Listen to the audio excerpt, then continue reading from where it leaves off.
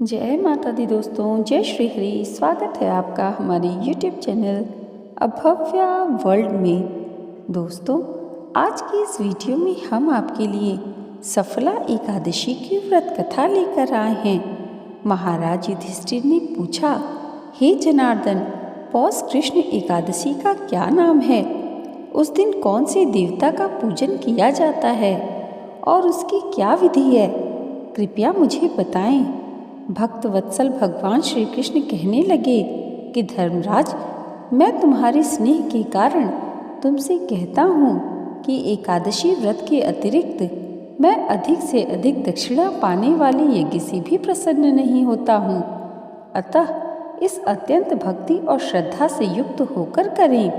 हे राजन, द्वादशी युक्त पौष कृष्ण एकादशी का महात्म्य तुम एकाग्रचित होकर सुनो। इस एकादशी का नाम सफला एकादशी है। इस एकादशी के देवता श्री नारायण हैं। विधि पूर्वक इस व्रत को करना चाहिए। जिस प्रकार नागों में शेषनाग, पक्षियों में गरुड़, सब ग्रहों में चंद्रमा, यज्ञों में अश्वमेध और देवताओं में भगवान विष्णु श्रेष्ठ हैं, उसी तरह सब व्रतों में एकादशी का व्रत श्रेष्ठ है। जो मनुष्य सदैव एकादशी का व्रत करते हैं वे मुझे परम प्रिय हैं। अब इस व्रत की विधि कहता हूँ। मेरी पूजा के लिए ऋतु के अनुकूल फल, नारियल, नींबू, नैवेद्य आदि 16 वस्तुओं का संग्रह करें। इस सामग्री से मेरी पूजा करने के बाद रात्रि जागरण करें। इस एकादशी के व्रत के समान यज्ञ, तीर्थ, दान, तप तथा और कोई दूसरा व्रत नहीं है। 5000 वर्ष तप करने से जो फल मिलता है उससे भी अधिक सफला एकादशी का व्रत करने से मिलता है। हे राजन, अब आप इस एकादशी की कथा सुनिए। चंपावती नगर में एक महिष्मान नाम का राजा राज्य करता था। उसके 4 पुत्र थे। उन सब में लुम्पक नाम वाला बड़ा राजपुत्र महापापी था। वह पापी सदा पर स्त्री और वैश्यागमन तथा दूसरे बुरे कामों में अपने पिता का धन नष्ट किया करता था। सदैव ही देवता, ब्राह्मण, वैष्णवों की निंदा किया करता था। जब राजा को अपने बड़े पुत्र के ऐसे कुकर्मों का पता चला तो उन्होंने उसे अपने राज्य से निकाल दिया। तब वह विचारने लगा कि कहाँ जाऊँ और क्या करूँ। अंत में उसने चोरी करने का निश्चय किया। दिन में वह वन में रहता और रात्रि को अपने पिता की नगरी में चोरी करता तथा प्रजा को तंग करने और उन्हें मारने का कुकर्म करने लगा। कुछ समय पश्चात सारी नगरी भयभीत हो गई।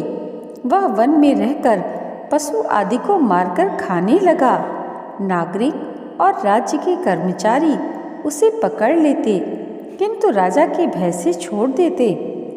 वन में एक अति प्राचीन विशाल पीपल का वृक्ष था। लोग उसकी भगवान के समान पूजा करते थे। उसी वृक्ष के नीचे वह महापापी लुम्पक रहा करता था। इस वन को लोग देवताओं की क्रीड़ा स्थली मानते थे। कुछ समय पश्चात पौष कृष्ण पक्ष के 10वीं के दिन वह वस्त्रहीन होने के कारण शीत के चलते सारी रात्रि सो नहीं सका। उसके हाथ पैर अकड़ गए। सूर्योदय होते होते वह मूर्छित हो गया। दूसरे दिन एकादशी को मध्याह्न के समय सूर्य की गर्मी पाकर उसकी मूर्छा दूर हुई। गिरता पड़ता वह भोजन की तलाश में निकला। पशुओं को मारने में वह समर्थ नहीं था, अतः पेड़ों के नीचे गिरे हुए फल उठाकर वापस उसी पीपल के वृक्ष के नीचे आ गया। उस समय तक भगवान सूर्य अस्त हो चुके थे। वृक्ष के नीचे फल रखकर कहने लगा, हे भगवान, अब आपके ही अर्पण है ये फल, आप ही तृप्त हो जाइए। उस रात्रि को दुख के कारण रात्रि को भी नींद नहीं आई। उसके इस उपवास और जागरण से भगवान अत्यंत प्रसन्न हो गए और उसके सारे पाप नष्ट हो गए। दूसरे दिन प्रातः एक अति सुंदर घोड़ा अनेक सुंदर वस्तुओं से सजा हुआ उसके सामने आकर खड़ा हो गया।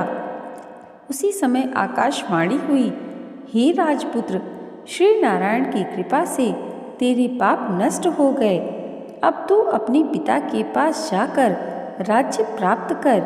ऐसी वाणी सुनकर वह अत्यंत प्रसन्न हुआ और दिव्य वस्त्र धारण करके भगवान आपकी जय हो कहकर अपने पिता के पास गया। उसके पिता ने प्रसन्न होकर उसे समस्त राज्य का भार सौंप दिया और वन का रास्ता ले लिया।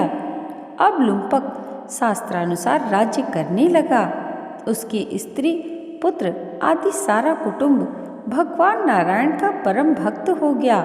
वृद्ध होने पर वह भी अपने पुत्र को राज्य का भार सौंपकर वन में तपस्या करने चला गया और अंत समय में वैकुंठ को प्राप्त हुआ। अतः जो मनुष्य इस परम पवित्र सफला एकादशी का व्रत करता है उसे अंत में मुक्ति मिलती है। जो नहीं करते वे पूंछ और सींगों से रहित पशुओं के समान हैं। इस सफला एकादशी के महात्म्य को पढ़ने से अथवा श्रवण करने से मनुष्य को अश्वमेध यज्ञ का फल प्राप्त होता है।